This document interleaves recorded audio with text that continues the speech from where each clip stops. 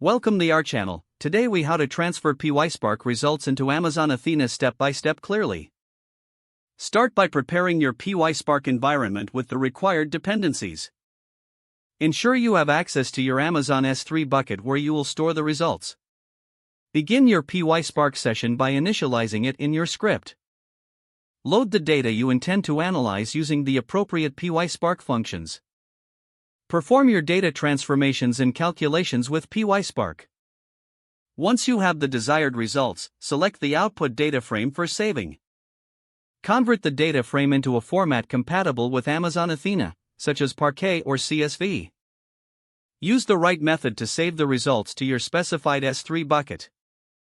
Specify the format in which you want to save the data using .format, Parquet, or .format, CSV. Set the path to your S3 bucket where the results will be stored. Include necessary options to manage how your data is written, such as mode, overwrite. Execute the right command to save the results in your S3 bucket.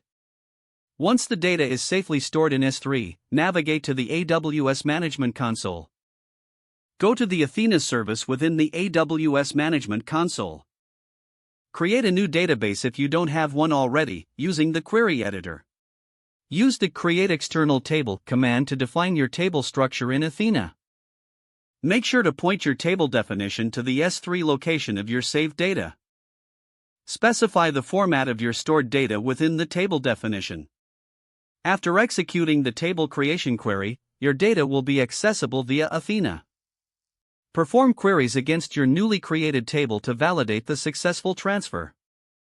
Continue to refine and adapt your process as needed to accommodate new data sources or transformations. This will allow you to leverage the power of Amazon Athena for your analytical needs. If the page does not load, refresh the browser or try again in a private or incognito window. Make sure you are using the correct email address, then retype it carefully to avoid small typos. If your password is not accepted, use the reset option and create a new strong password you can remember. Check your spam folder for verification or security emails, then complete any requested confirmation steps.